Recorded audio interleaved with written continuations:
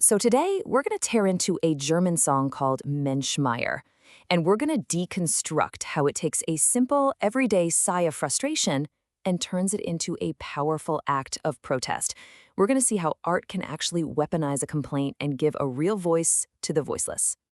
You know that feeling, right? The pace of modern life, the constant demands, that feeling you're running as hard as you possibly can just to stay in the exact same place?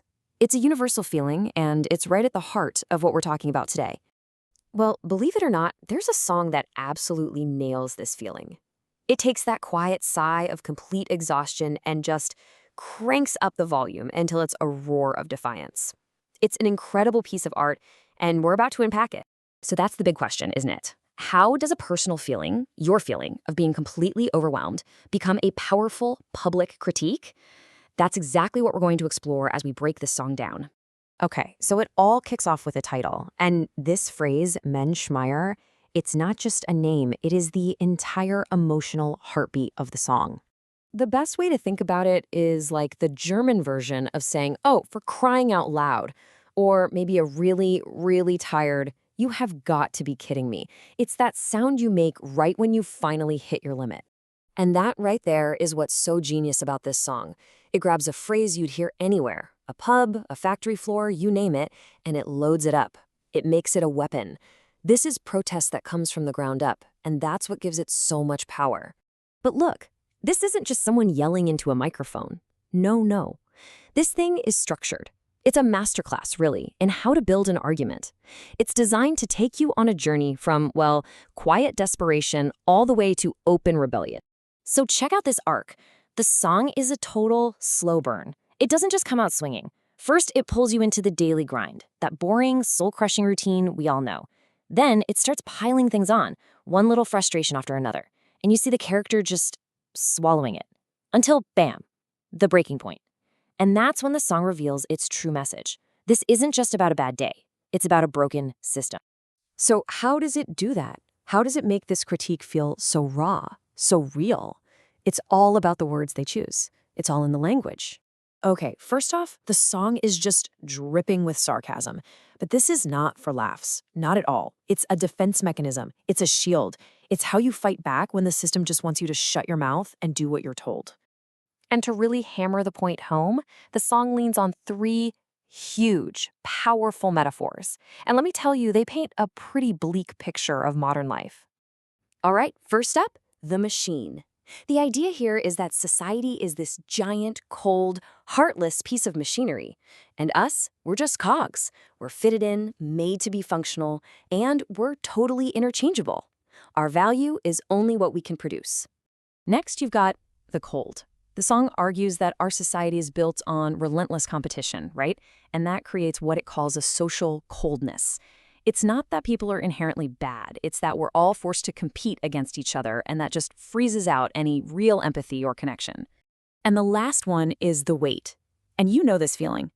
It's that crushing sense that everything is just piling on.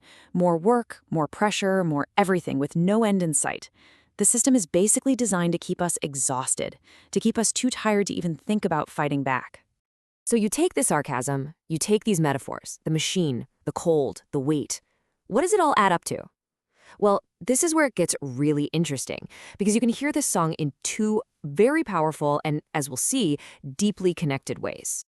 So on one hand, you can hear this as a story of personal burnout. It's about one person's individual exhaustion. The focus is on stress, self-preservation, and using sarcasm as that shield. Your exhaustion is a symptom of a tough life. But on the other hand, you can hear it as a full-blown system critique, a diagnosis of a sick society.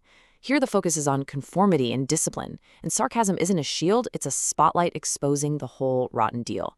In this reading, your exhaustion isn't just a symptom, it's the intended result. And here is the absolute gut punch, the core genius of the song. It insists that these are not two different issues. They are two sides of the exact same coin. Your personal burnout isn't a private failure. It is a political problem. Your private pain is a public issue. So why are we still talking about this? Why does a song like this still hit so hard today? Because it's so much more than just a song. It's a masterclass in the art of protest. See, the way this song is built is just as important as the lyrics. The structure itself is the message. You've got the loop, those repetitive refrains that make you literally feel like you're trapped. Then there's the list. It just keeps piling on examples, showing you this isn't a one-off problem, it's a pattern. And finally, the tone. Using slang, using mockery, that's a deliberate choice to break the official, sterile language of the powerful. And maybe this is the most important thing it does. It gives a voice to that feeling that's so often dismissed as your fault, as a private failure. It takes that lonely, isolating feeling and shows you that you are not alone.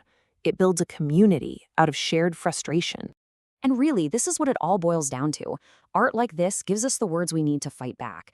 It tells us loud and clear that when the daily grind makes you feel small, that is not just your problem. It's a systemic problem. And once you can name it, well, that's when you can start to challenge it. So I'll leave you with this question. What is the Mensch Meier of our time?